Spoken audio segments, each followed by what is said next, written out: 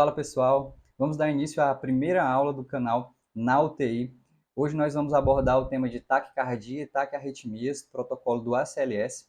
Eu me chamo Rairon, sou médico, sou instrutor de ACLS da American Heart Association e sou também residente de medicina intensiva. Bom, hoje nós vamos falar um pouco sobre as taquiarritmias que são abordadas no protocolo de ACLS. Então, nosso foco serão as taquiarritmias instáveis. Nós sabemos que as arritmias cardíacas são um mundo aí, tanto que é uma subespecialidade da cardiologia. Mas hoje a gente vai focar, de fato, naquelas que são abordadas no protocolo de ACLS, tá bom? E eu vou trazer aqui para vocês como que a gente identifica e conduz essas taquiarritmias. Então, quando nós nos deparamos aí de frente a um eletrocardiograma, né, diante de uma taquicardia e de frente ao eletro, seja ele um monitor cardíaco ou um eletro de duas derivações, nós vamos fazer algumas perguntas, então, para esse nosso eletro. Então, de frente com o eletro, a gente vai perguntar qual é a frequência cardíaca. Então, eu preciso saber se a minha frequência cardíaca é bradicárdica, normocárdica ou taquicárdica. É isso que eu vou buscar.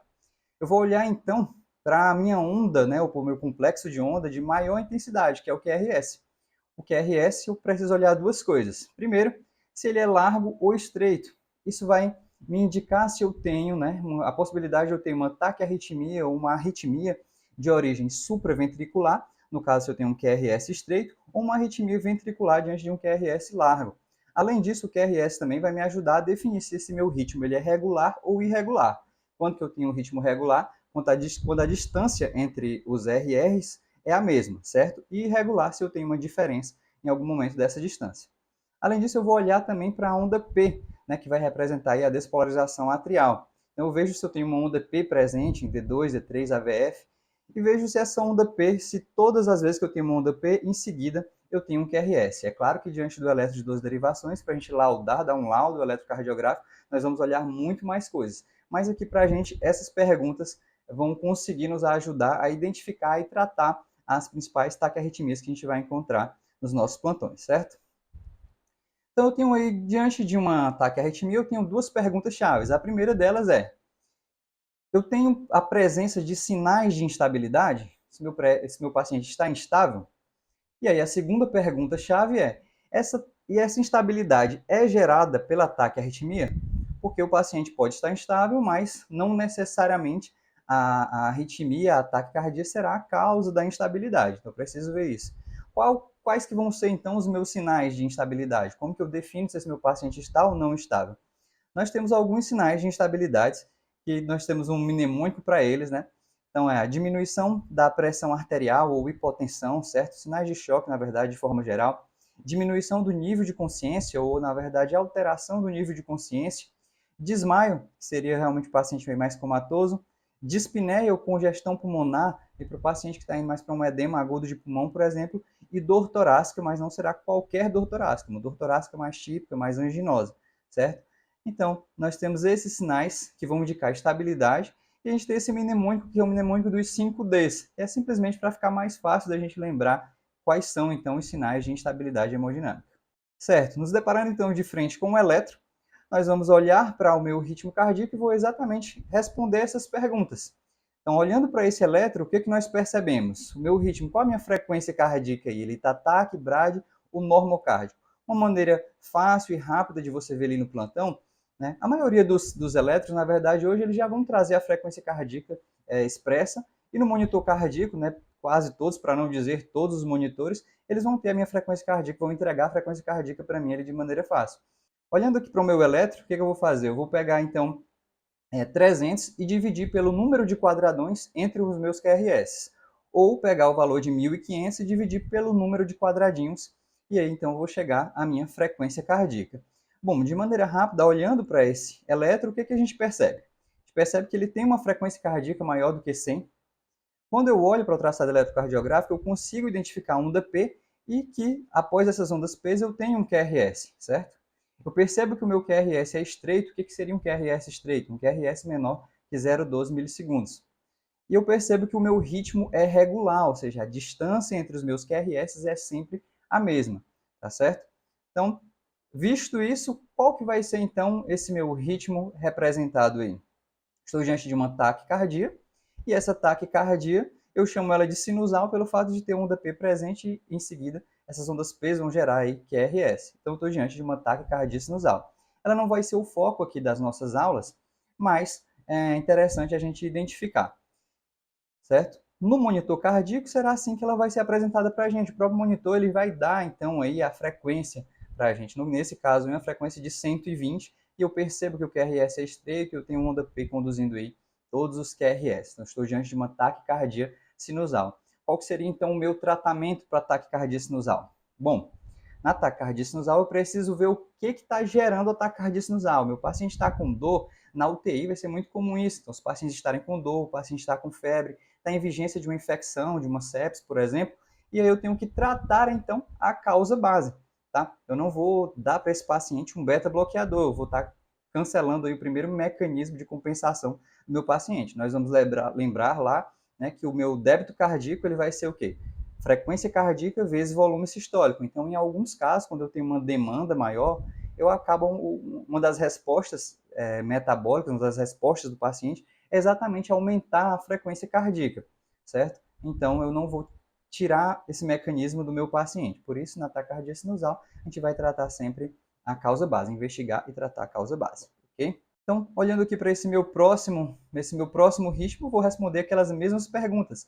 Nesse ritmo, o que eu percebo?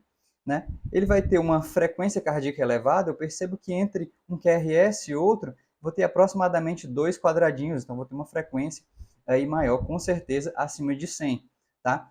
Eu não consigo identificar a onda P nesse traçado eletrocardiográfico, né? Eu percebo que eu tenho um QRS estreito e que esse meu ritmo é regular, ou seja, eu tenho um ataque cardíaco, né, acima de 100, eu tenho um QRS estreito, ou seja, um ritmo de origem supraventricular acima do ventrículo, e para esse ritmo, com ausência de onda P, nós vamos chamar de taquicardia supraventricular, né? E, assim, esse termo, né, lembrando que é um termo, na verdade, que toda taquicardia de QRS estreito, a gente vai dizer que tem origem supraventricular, então seria uma taquicardia supraventricular, tá? Mas quando a gente fala esse nome, a gente está falando basicamente da taquicardia por reentrada nodal. Existem outras, tudo bem? Mas, basicamente, a gente vai estar falando dela aqui. No monitor cardíaco vai ser mais ou menos assim que ela vai apresentar para a gente. Normalmente, as taquicardias, a gente vai ver logo isso no protocolo mesmo do ACLS, quando eu mostrar para vocês aqui.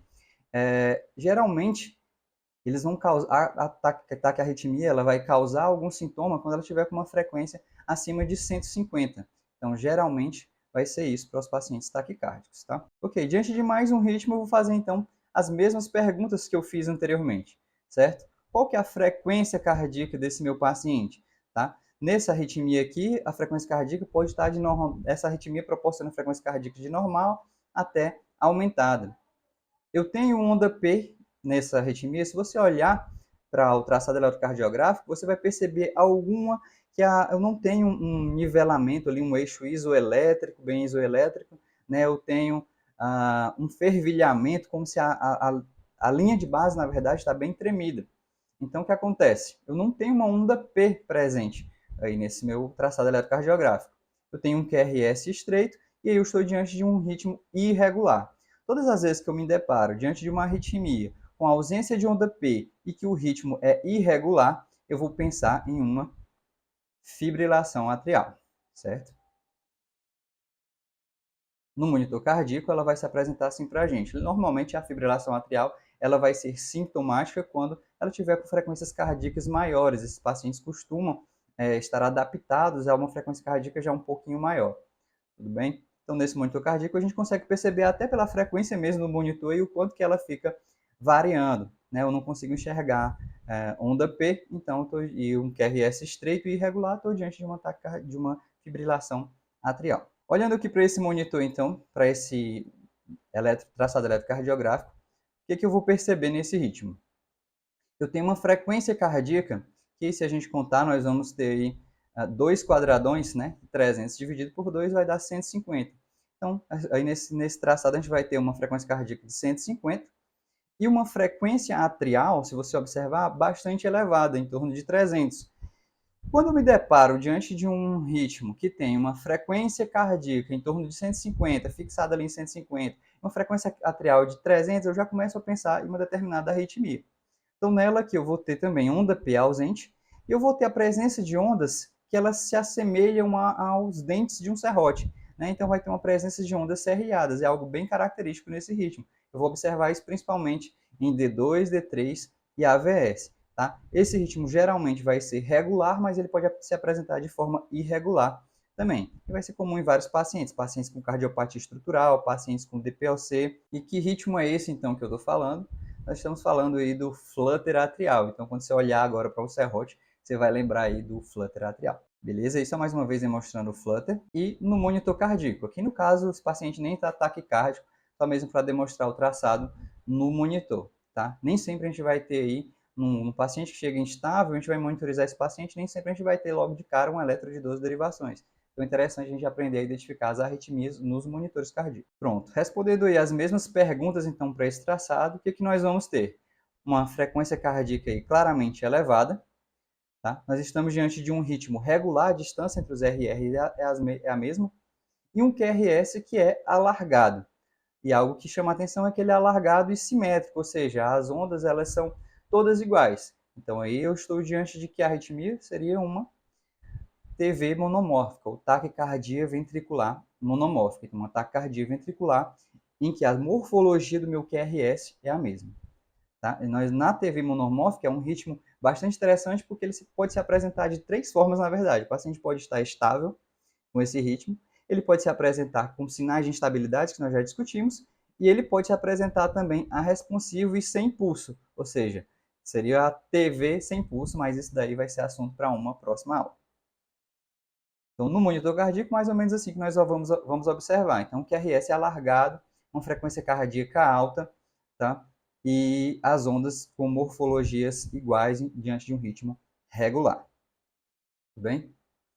Bom, mais um traçado eletrocardiográfico. E aqui o que, que nós temos? Nós estamos diante de um ritmo também claramente taquicárdico, né? Uma frequência com certeza acima de 100. Nós presenciamos aí QRS, que são QRS alargados, e esse QRS, se você comparar com o ritmo anterior, você vai perceber que, na verdade, a morfologia das ondas é diferente. Então, eu tenho diferentes morfologias, tá? E diante de um ritmo aí irregular.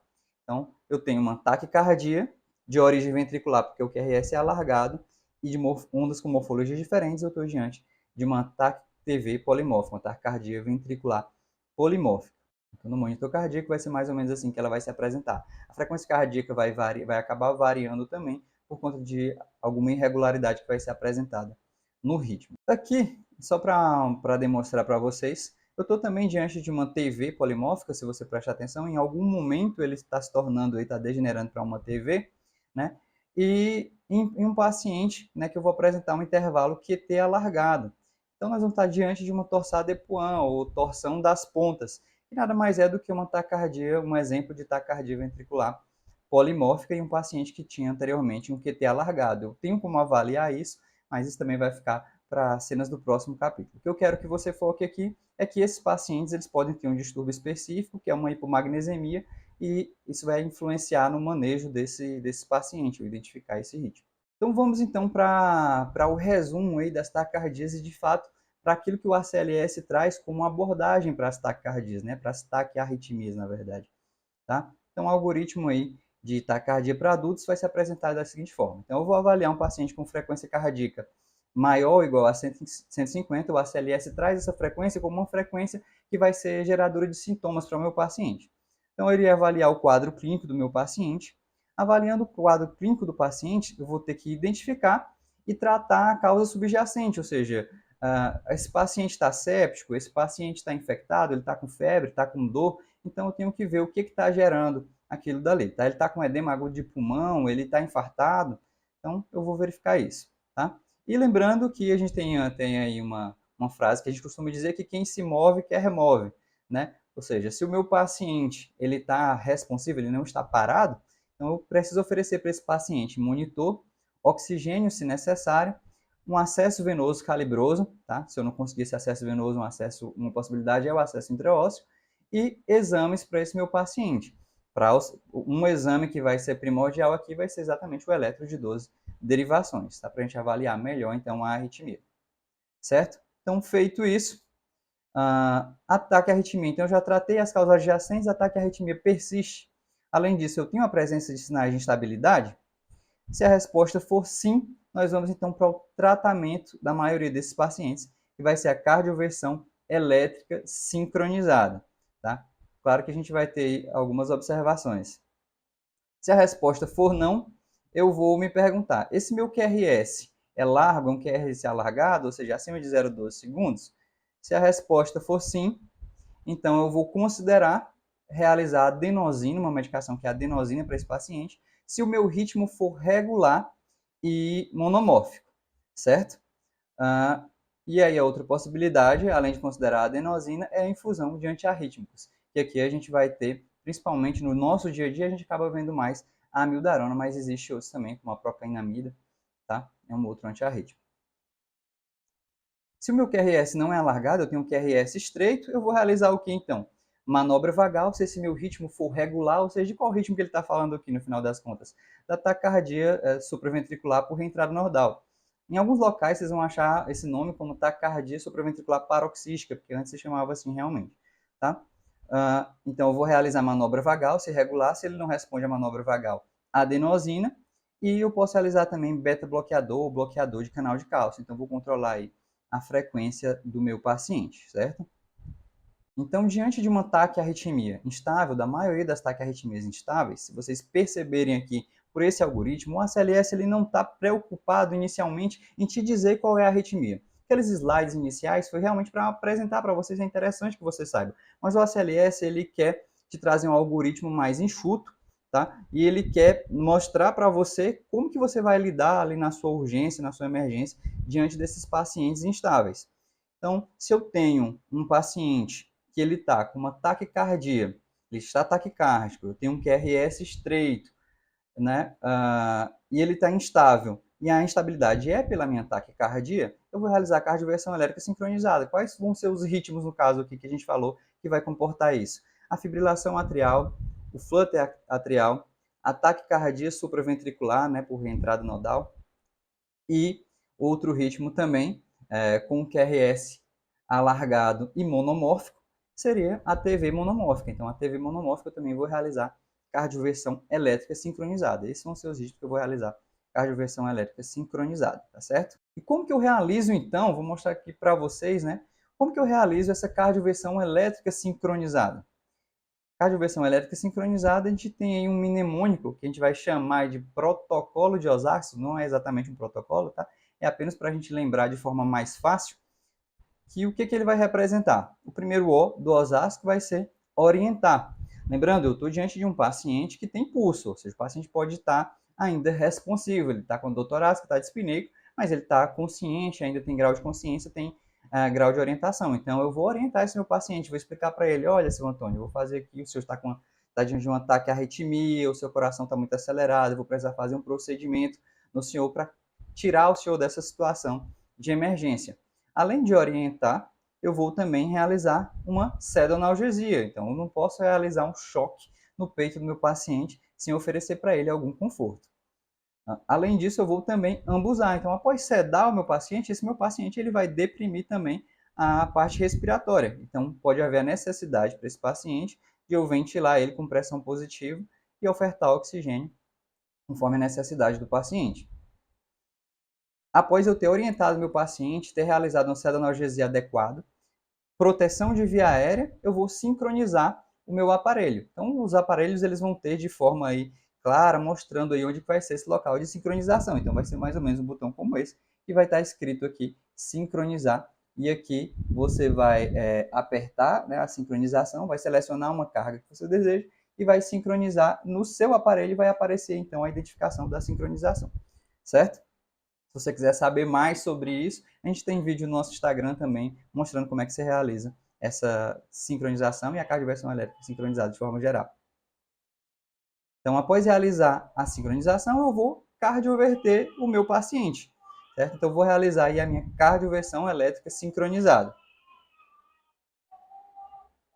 Realizada a cardioversão elétrica sincronizada, eu vou então observar. O que eu vou observar?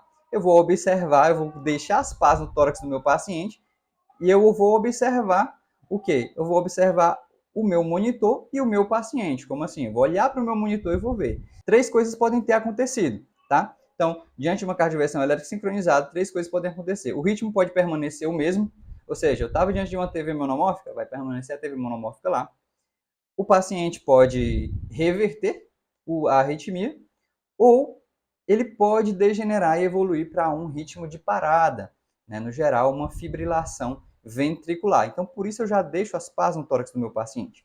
Porque o que acontece? Se esse meu paciente continuar com a mesma arritmia, ainda instável, mais compulso, o que eu faço então? Eu aumento a carga que eu ofereci para esse meu paciente e faço uma nova cardioversão elétrica sincronizada, certo? Um novo choque sincronizado.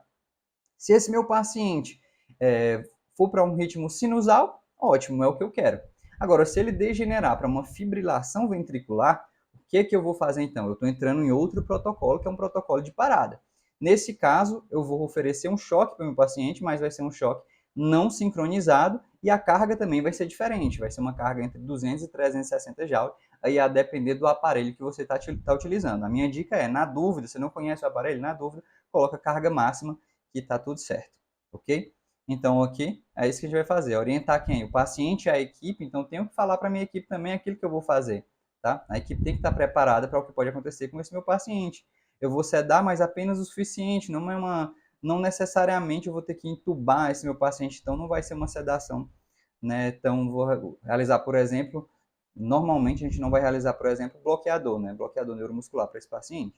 Tá? Então, vou ventilar, vou proteger a via aérea do meu paciente, selecionar uma carga, sincronizar, aplicar o choque sincronizado e observar o paciente e o monitor. Não é o nosso foco aqui, mas essa tabela é apenas para apresentar para vocês algumas medicações que a gente pode utilizar para realizar a sedanalgesia do meu paciente. Uma combinação que normalmente a gente utiliza acaba sendo o etomidato, que é uma medicação cardioestável. Tá? Então, vou oferecer para o meu paciente 0,1 miligramas quilo.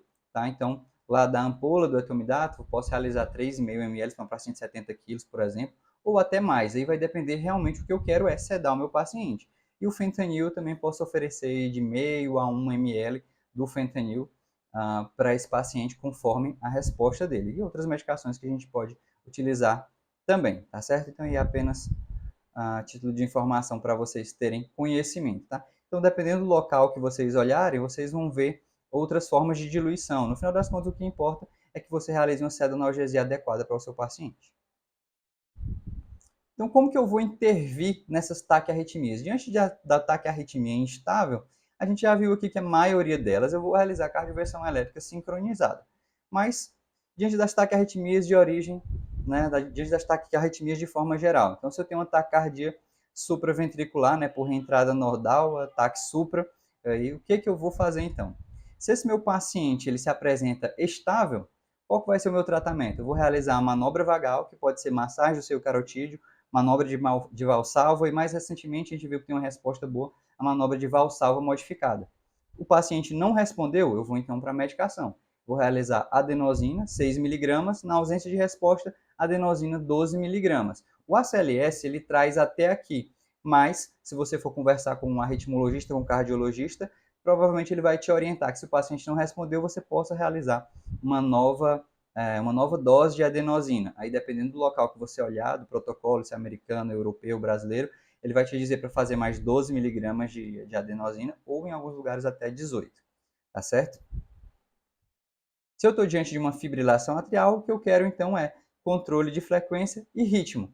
Como que eu vou controlar a frequência? Utilizando beta-bloqueador, bloqueador de canal de cálcio, digitálicos, tá? E, de forma geral e mais amplamente disponível, a própria amiodarona, certo? Então, para esses pacientes, a gente acaba realizando. Claro que aqui na fibrilação atrial tem uma série de coisas que eu vou olhar. O tempo da fibrilação atrial, se esse meu paciente, se cabe ou não anticoagulação, qual o risco de sangramento desse meu paciente, mas aí também são para cenas do próximo capítulo. O flutter atrial, ele é muito parecido com a fibrilação atrial, né? Eles andam de mãos dadas aí. Então, o que a gente aplica na fibrilação atrial, a gente vai aplicar no flutter. Uma pequena observação, que o flutter, ele responde a cargas baixas na cardioversão elétrica sincronizada, e ele acaba respondendo melhor, né, a cardioversão elétrica do que uma cardioversão química. Então, No Flutter seria uma boa, né, uma boa conduta realizar uma cardioversão, se você se sente seguro para isso. Mesmo diante do paciente estável, observando algumas questões, alguns fatores e o local onde você está atendendo esse paciente, pode realizar a cardioversão elétrica a 50 joules, por exemplo. Diante da taquicardia ventricular monomórfica, nosso antiarrítmico de escolha vai ser a amiodarona. Como que eu realizo então?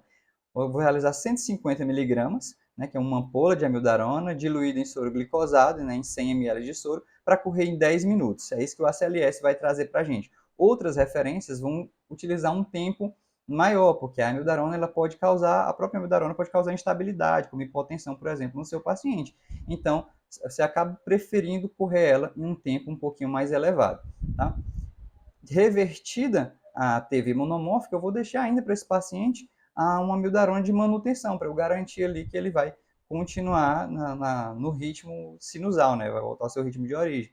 Então, vou realizar a manutenção com a amiodarona 1 mg minuto durante as primeiras 6 horas e depois 0,5 mg minuto pelas próximas 18 horas, completando aí 24 horas de intervenção, certo? Já na TV polimórfica, o que a apostila vai te dizer? TV polimórfica é um ritmo tão difícil de a gente ver paciente estável, que a apostila do ACLS ela vai te dizer que se você se depara com um paciente com TV polimórfica estável, você vai chamar o especialista. Tá? Se eu tenho um paciente instável, ou seja, não dá tempo de eu chamar o meu amigo arritmologista, né? Se não dá tempo de fazer isso, o que eu vou realizar? Eu vou realizar então um choque não sincronizado. O aparelho não vai sincronizar, porque o QRS não é igual. Então, eu vou realizar um choque aí não sincronizado a altas cargas. Uma coisa que eu posso fazer também, lembrando aí da torsade de Puan, ou de acordo com a clínica do meu paciente, é o sulfato de magnésio. Eu posso realizar aí de 1 a 2 gramas e correr, né, esse sulfato de magnésio entre 5 minutos até 1 hora e reavaliar esse meu paciente, certo? Então, diante de todas essas arritmias, com exceção da TV polimórfica, eu vou realizar, na presença de instabilidade, uma cardioversão elétrica sincronizada. Uma observação é a carga. Qual a carga que eu vou utilizar? O ACLS ele manda para todas você iniciar com a carga de 100 joules. É uma boa carga. E aumentar em 50 joules caso não haja aí uma resposta na primeira cardioversão elétrica sincronizada. A exceção da fibrilação atrial, que geralmente ela não vai responder a baixas cargas, né, de choque. Então, na fibrilação atrial, você já pode iniciar com pelo menos 200 joules. Beleza? Pessoal, era isso sobre taquiarritmias, tá? Continue aí com a gente para as próximas aulas, os próximos vídeos, e espero que tenha feito sentido e tenha agregado aí para vocês. Um abraço. E não esqueçam aí, né, de deixar o seu like e se inscrever no canal para dar aquela força para a gente continuar trazendo conteúdo aí de qualidade para vocês. Um abraço.